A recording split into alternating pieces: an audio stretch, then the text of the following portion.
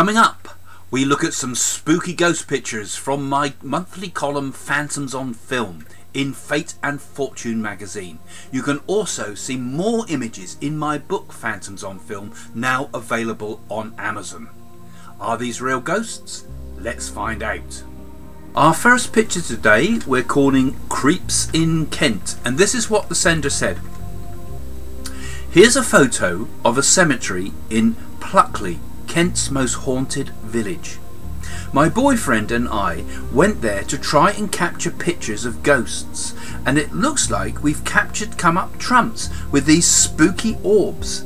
Some of them have faces inside, and one even has a beard. This is my reply. Pluckley is alleged to have some 16 ghosts. One of the most often seen is the Screaming Man, who is believed to have worked in the village brickworks and fallen to his death. A highwayman is also sometimes seen pinned to a tree with a sword at a spot called Fright Corner. The graveyard you photographed is probably the parish church of St. Nicholas, which is said to be haunted by a ghost from the Dering family, nicknamed the Red Lady by locals. So, are these the sort of orbs I'm usually so quick to dismiss? With so much paranormal activity in the area, I suspect you are indeed capturing something supernatural. So what do you think? Put your comments in the comments below, give it a thumbs up if you like it, and let's hear what you have to say. Perhaps you've visited Pluckley in Kent. The next picture is called Spirit in the Sky, and this is what the person said. I've been having chemotherapy for bowel cancer and prayed to the angels to watch over me. Shortly after, I took this photo of the red sky and noticed a large letter A written in the clouds and what looked like a grey translucent figure holding the letter. I've since been given the all clear. What do you think? What can you make of this photo, Craig? Well, that's quite a profound thing, but let's see. This is what I said. Well, you can't mistake the A, but the grey translucent figure is invisible to me. You'll notice that the trees below the letter are all smudged, which is either smoke or a finger mark on the camera lens. Therefore, I think that this is a combination of a weird cloud formation and a smoke from a bonfire in the foreground. However, others may agree it was a prophecy for a positive news that was coming to you soon. So she got some good news. I think we could see that perhaps as an augury. But was it?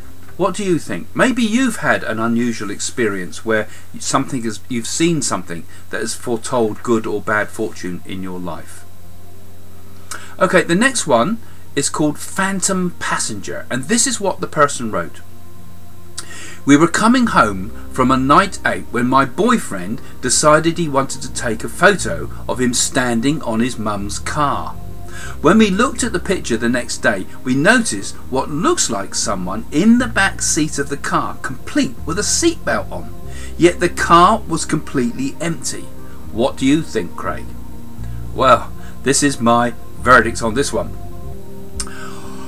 Why is it that ghosts, UFOs, Nessies and the rest are always seen on poor quality images that are so nearly impossible to analyse properly? It's the same with this picture, I'm afraid. It's difficult for me to zoom in really close and figure out what's really going on. I think you're just seeing faces in the grainy shadows that I'm assuming is something it's something paranormal. I'd be more scared about what your boyfriend's mum will think when she sees you've been standing on the car. So there you go. A good photo, I think. But tell us what you think. Have you seen a ghost in a car, perhaps? Have you ever seen anything weird? I know there's been a few interesting stories before about haunted cars. So leave your comments. Let's hear what you have to say. Do you like the photo? Tell us what you think. Well, I hope you enjoyed those ghost pictures. There's some very strange ones sometimes we get. Don't forget, check out my book, Phantoms on Film, and follow my column in Fate and Fortune magazine. There'll be lots more spooky pictures coming up next time. Would you like a personal psychic reading? My website at psychics.co.uk offers quality phone readings with top psychics, astrologers, mediums and clairvoyants. They've all been checked out and are monitored to ensure that you always speak to a top professional. Go to the website to select a reader and get a phone reading with the very best.